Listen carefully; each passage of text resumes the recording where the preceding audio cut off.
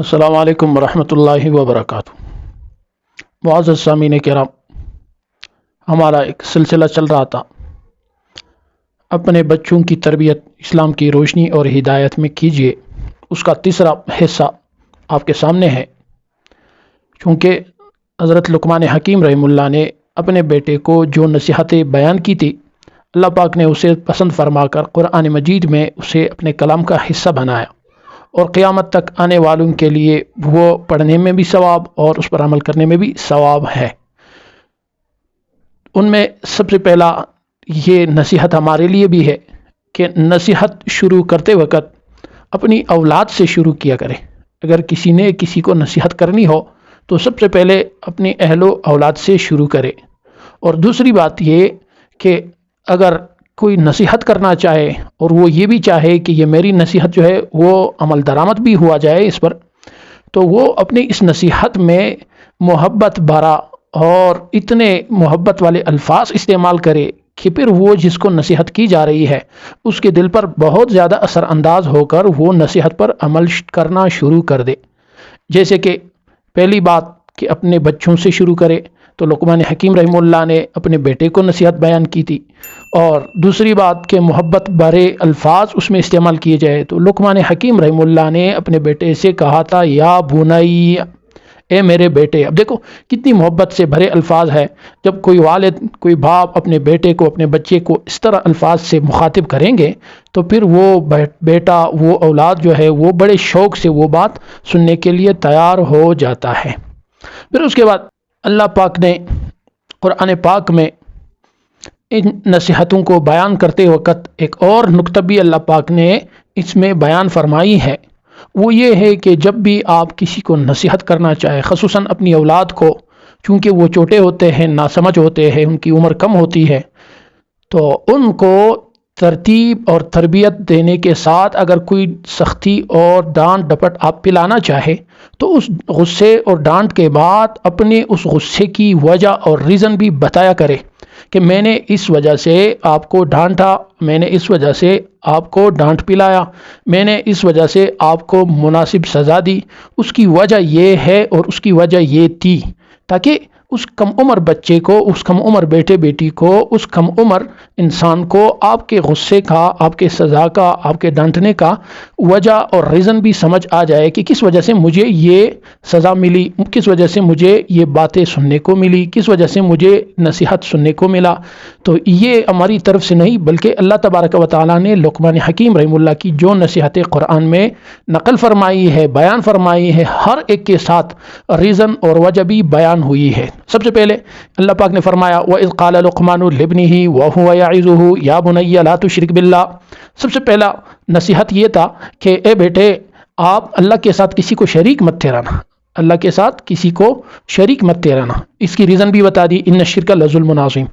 اور اس کے بعد یہ بھی بیان فرمایا کہ وَوَصَّيْنَا الْإِنسَانَ بِوَالِدَيْهِ، ہم نے انسان کو وصیت کی ہے کہ وہ اپنی والدین کے ساتھ حسن سلوک کرے۔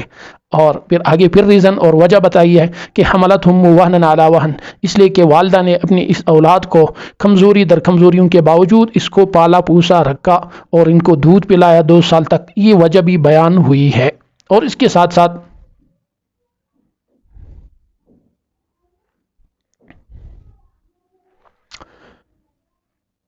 اللہ پاک نے یہ بھی بیان فرمایا قرآن پاک میں کہ حضرت لقمان حکیم رحمہ اللہ نے اپنے بیٹے سے فرمایا کہ یا بنی انہا ان تک مثقال حبہ من خردل، کہ دنیا میں کوئی بھی چیز ہو، ذرہ ہو،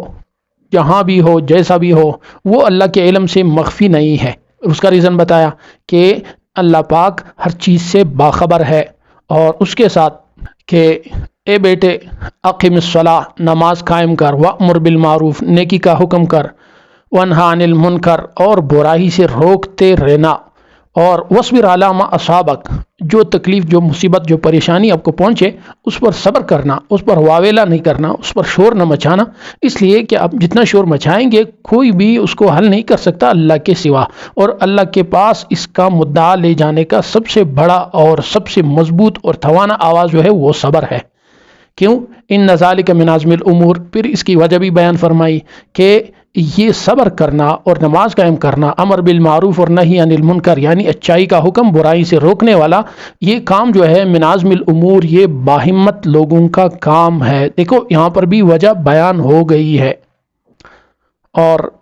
آگے فرمایا کہ وَلَا تُسَعِّرْ خَدَّكَ لِلنَّاسِ وَلَا تَمْشِ فِي الْأَرْضِ مَرَحًا۔ ایک نصیحت یہ بھی بیان فرمائی کہ لوگوں کے سامنے غرور کے ساتھ اپنے گال مت پہ لانا،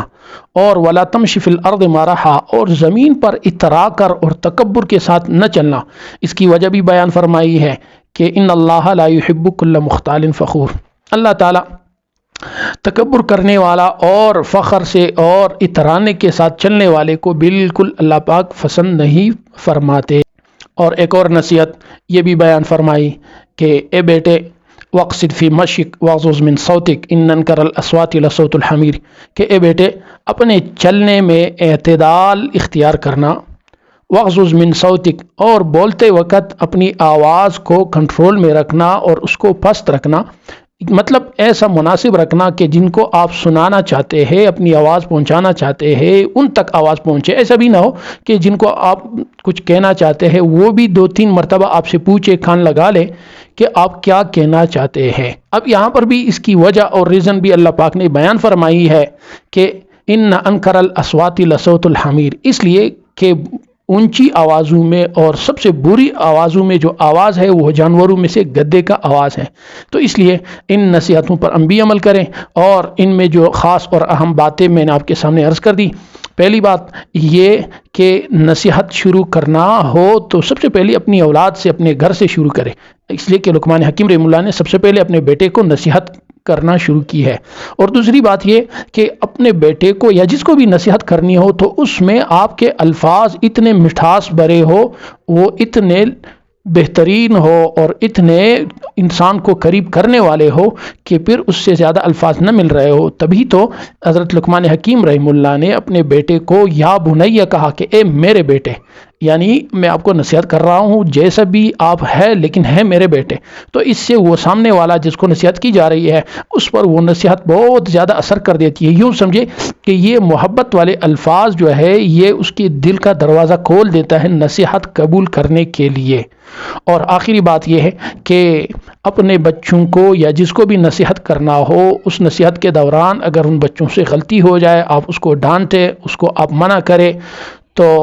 اس منع اور ڈانٹنے کے بعد میں کچھ دیر بعد ہو یا زیادہ دیر بعد ہو تو ان بچوں کو اس ڈانٹنے کی، ان منع کرنے کی وجہ اور ریزن ضرور بتایا کریں، تاکہ پھر ان کو سمجھ آ جائے کہ یہ مجھے منع کیوں کیا جا رہا ہے یا مجھے ڈانٹا کیوں گیا۔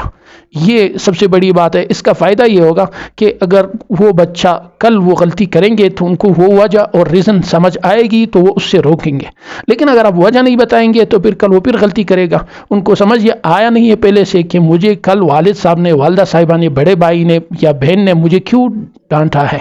اس لیے کہ اس غلطی کا تو اس کو پتہ نہیں ہے کہ اس کی یہ نقصان، یہ وجہ ہے۔ تو اس لیے اگر بچوں کو یا جس کو بھی نصیحت کرنی ہو یا ڈانٹنا ہو تو آپ اس ڈانٹنے کی وجہ ضرور بیان فرمائیں، اگرچہ اس وقت کے پر نہ ہو، اس وقت نہ ہو، کچھ دیر بعد میں ہو، 1 دن بعد میں ہو، گھنٹہ بعد ہو، جب غصہ ٹھنڈا ہو اس کے بعد ہو۔ تو اس لیے اپنے بچوں کو اپنے دوست بنا لے، اور بچوں کو مارنے پیٹنے سے کسی نے نہ سمجھایا ہے، نہ سمجھا سکتا ہے، نہ سمجھا چکے ہیں، بلکہ اس مارنے کا مطلب یہ ہے کہ اس والدین کے پاس سمجھانے کا کوئی ڈنگ اور طریقہ اب رہا نہیں، ان کے پاس الفاظ ختم ہو گئے، اب وہ اپنے بچے کو مارنے پیٹنے سے سمجھانے کی کوشش کر رہے ہیں۔ ٹھیک ہے، آپ ان کو ذرا ڈانٹے، مناسب سزا دے دے، لیکن ہمیشہ اور مستقل ان کو مار کے ڈیٹ نہ بنائے کہ پھر وہ مار کھائے بغیر کچھ نہ سمجھے۔ السلام علیکم ورحمۃ اللہ۔